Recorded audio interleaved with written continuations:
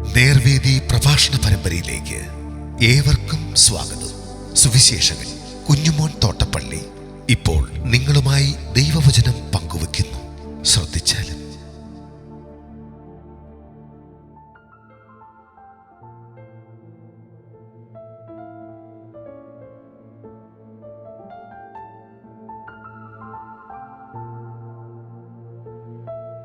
യേശു കഴുതപ്പുറത്ത്. ദൈവനാമത്തിന് മഹത്വമുണ്ടാകട്ടെ. മർക്കോസിന്റെ സുവിശേഷം 11-ാം അധ്യായത്തിന്റെ 6 മുതൽ 10 വരെ ഞാൻ വായിക്കുന്നത് ശ്രദ്ധിച്ചാലും. അവർ കഴുതക്കുട്ടിയെ യേശുവിന്റെ അടുക്കൽ കൊണ്ടുവന്നു. തങ്ങളുടെ വസ്ത്രം അതിന്മേലിട്ടു. അവൻ അതിന്മേൽ കയറിയിരുന്നു. അനേകർ തങ്ങളുടെ വസ്ത്രം വഴിയിൽ വിരിച്ചു. മറ്റു ചിലർ പറമ്പുകളിൽ നിന്ന് ചില്ലിക്കൊമ്പ് വെട്ടി വഴിയിൽ വിതറി. മുമ്പും പിൻപും നടക്കുന്നവർ ഹോസന്ന, കർത്താവിന്റെ നാമത്തിൽ വരുന്നവൻ വാഴ്ത്തപ്പെട്ടവൻ, വരുന്നതായ രാജ്യം നമ്മുടെ പിതാവായ ദാവീദിന്റെ രാജ്യം വാഴ്ത്തപ്പെടുമാറാകട്ടെ, അത്യുന്നതങ്ങളിൽ ഹോസന്ന എന്ന് ആർത്തുകൊണ്ടിരുന്നു. ദൈവം മനുഷ്യനാകുമ്പോൾ യെരുശലേമിലേക്ക് കഴുതപ്പുറത്തൊരു യാത്ര നടത്തുമെന്ന് സെക്കറിയാവിന്റെ പ്രവചനം 9:9 അത് ക്രിസ്തു ജനിക്കുന്നതിന് 500 വർഷങ്ങൾക്ക് മുമ്പ് എഴുതിയ ഒരു പുസ്തകമാണ്.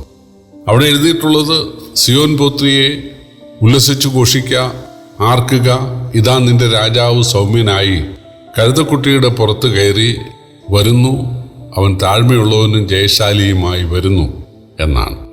സാധാരണ രാജാക്കന്മാർ യുദ്ധത്തിന് പോകുന്നത് കുതിരപ്പുറത്തും, യുദ്ധം ജയിച്ചു കഴിഞ്ഞാൽ ജയിച്ച അത് നിമിത്തം ദൈവത്തോട് നന്ദിയും താഴ്മയും സൂചിപ്പിക്കുന്നതിൻ്റെ അടയാളമായി കഴുതപ്പുറത്തുമാണ് യാത്ര ചെയ്യുന്നത്, തിരിച്ചു വരുന്നത്. ജയാളികളുടെ ലക്ഷണമാണത്. കഴുതപ്പുറത്ത് വരുന്നതിന് രണ്ടാമതൊരു ഉദ്ദേശമുണ്ട്. തൻ്റെ ആളുകൾക്ക് ഈ യുദ്ധത്തിൽ കിട്ടിയ കൊള്ളയിൽ നിന്നും സ്വർണവും വെള്ളിയും ഒക്കെ കൊടുക്കുക എന്നുള്ളതാണ്. ഇവിടെ കർത്താവ്, നമുക്കറിയാം, നസ്രയത്തിലെ ഒരു ദരിദ്ര തച്ചൻ്റെ വീട്ടിൽ വളർന്ന യേശുവിന്, അല്ലെങ്കിൽ ബാല്യം മുതൽ തച്ചുപണി ചെയ്ത യേശുവിന് സ്വന്തമായിട്ടൊരു വാഹനമൊന്നും, കുതിര അല്ലെങ്കിൽ കഴുത ഇല്ലായിരുന്നു. അതുകൊണ്ട് തന്നെ യേശു ഏതെങ്കിലും ഒരു വാഹനം, മൃഗത്തിൻ്റെ പുറത്ത്, കുതിരപ്പുറത്തോ കഴുതപ്പുറത്തോ ഇതിനു മുമ്പ് യാത്ര ചെയ്തതായിട്ടുള്ള ഒരു സൂചനയും നമുക്ക് ലഭിക്കുന്നില്ല. യേശു നടന്നാണ് ശുശ്രൂഷ ചെയ്തിരുന്നത്. എന്നാൽ ഒരിക്കൽ മാത്രം യെരുശലേം ദേവാലയത്തിലേക്ക് കഴുതപ്പുറത്ത് യാത്ര ചെയ്യുകയാണ്. സ്വമേധയാ ഒരു കുടുംബം ഈ കഴുത യേശുവിന് നൽകുകയായിരുന്നു. പരിശീലിപ്പിക്കപ്പെടാത്ത കഴുതയാണ്. പക്ഷേ ശിഷ്യന്മാർ ആ കഴുത യേശുവിൻ്റെ അടുക്കൽ കൊണ്ടുവന്നു. അവർ കയറിയിരുന്നില്ല.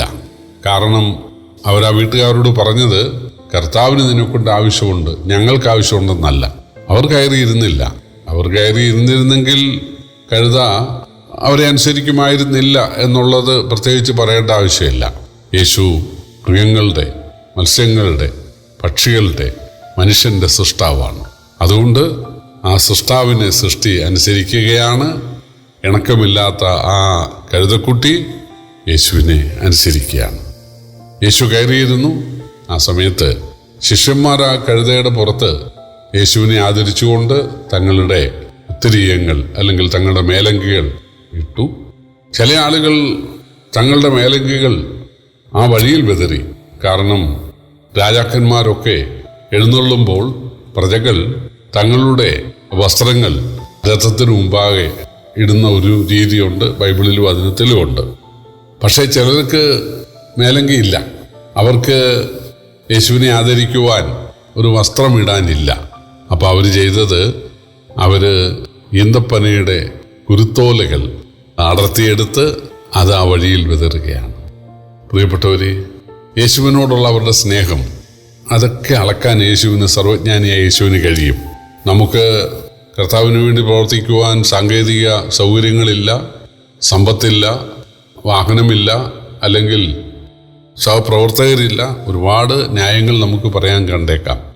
പക്ഷേ കർത്താവിന് വേണ്ടി പ്രയോജനപ്പെടുവാൻ ഒരു കഴുതയുടെ താടിയിൽ മതി. ശിംശോന് കഴുതയുടെ താടിയിൽ കൊണ്ടാണ് 1000 പേരെ കൊന്നത്. ഒരു ചുറ്റികയും ഒരു കുറ്റിയും മതി. യായേല് സീസറെ എന്ന സൈന്യാധിപനെ കൊന്നത് ഒരു ചുറ്റികയും ഒരു കുറ്റിയും കൊണ്ടാണ്. ഒരു മുടുങ്കോൽ മതി. ഒരു മുടുങ്കോൽ കൊണ്ടാണ് ശങ്കർ 600 ഫെലിസ്ത്യരെ കൊല്ലുവാൻ ഇടയായത്. ഒരു ഉണ്ടക്കല്ല് മതി. ദാവീദ് ഒരു കല്ലുകൊണ്ടാണ് ഗോലിയാത്തിനെ കൊല്ലുവാൻ ഇടയായത്. ഇവിടെ യേശുവിന് വേണ്ടി, യേശുവിനെ മാനിക്കുവാൻ, രാജാവായി മാനിക്കുവാൻ തങ്ങളുടെ കയ്യിൽ വസ്ത്രമില്ല. അവര് കുരുത്തോലകൾ അല്ലെങ്കിൽ മരച്ചില്ലകൾ വെട്ടി അതിൻ്റെ മുമ്പിൽ ഇടുകയാണ്. ഇലകൾ വഴിയിൽ വിരിക്കുകയാണ്. അത് മതി. 2 ചെമ്പുകാശല്ലേ ഒരു സ്ത്രീ ദേവാലയത്തിൽ ഇട്ടത്, ഭണ്ഡാരത്തിലിട്ടത്? യേശു പറഞ്ഞില്ലേ അവളാണ് ഏറ്റവും അധികം ഇട്ടതെന്ന്. 5 അപ്പവും 2 മീനുമല്ലേ ഒരു ബാലം കൊണ്ടുവന്നത്? കർത്താവ് അതിനെ സന്തോഷത്തോടെ സ്വീകരിച്ചില്ലേ? അപ്പോൾ നമുക്കുള്ള, നമ്മുടെ കൈവശമുള്ള ഏറ്റവും ലളിതമായ ആ സംഗതികൾ അത് കർത്താവിന് പ്രയോജനപ്പെടുത്താനായി സാധിക്കും. മോശയോട് ചോദിച്ചു, നിന്റെ കയ്യിലിരിക്കുന്ന എന്താണ്? വടി. അത് മതി. കർത്താവ് നമുക്ക് തന്നിട്ടുള്ളത് നമ്മുടെ കാഴ്ചയിൽ നിസ്സാരമായിരിക്കാം, പക്ഷേ അതിനെക്കൊണ്ട് നൽപ്പഴുന്ന മഹത്തായ വേലകൾ ചെയ്യുവാൻ കർത്താവിന് തീർച്ചയായിട്ടും സാധിക്കും. ഈ മരച്ചില്ലകൾ വഴിയിൽ വെട്ടിയിട്ട് കർത്താവിനെ രാജോചിതമായിട്ട് ബഹുമാനിച്ച ആ മനുഷ്യരുടെ മനോഭാവത്തെ തീർച്ചയായിട്ടും നമ്മൾ വിലമതിക്കേണ്ടതാണ്. വേറെ ചില ആളുകൾ അവർക്ക് അതിനുള്ള മാർഗമില്ല. ഈന്തപ്പനയുടെയൊക്കെ കുരുത്തോല എടുക്കുക എന്ന് പറഞ്ഞാൽ ഒരുപാട് മുള്ളൊക്കെ കൊള്ളേണ്ടതാണ്. ഗൾഫ് നാടുകളിലൊക്കെ പോയിട്ടുള്ളവർക്കറിയാം, മുഴുവൻ മുള്ളുള്ള, അങ്ങോട്ട് അടുക്കാൻ നിവൃത്തിയില്ല, അങ്ങനെയുള്ള ഒരു പനയാണ് ഈന്തപ്പന. അപ്പോൾ തീർച്ചയായിട്ടും അത് വേദനയുള്ള ഒരു കാര്യം, ബുദ്ധിമുട്ടുള്ള ഒരു കാര്യമാണ്. പക്ഷേ അതിനുള്ള സാധ്യതയില്ലാത്ത ആളുകൾ ദൈവം കൊടുത്ത അധരം നാം ഉപയോഗിച്ച് അവര് യേശുവിനെ വാഴ്ത്തിപ്പാടുകയാണ്. ദാവീദ് പുത്രൻ ഹോശന്ന എന്ന് പറയുകയാണ്. ഹോശന്ന എന്നുള്ള വാക്ക് ഹോശയ, യോശുവ, യോഹന്നാൻ, യേശു ഇങ്ങനെയുള്ള ആ വാക്കുകളൊക്കെ ഒരേ മൂലത്തിൽ നിന്നുള്ളതാണ്.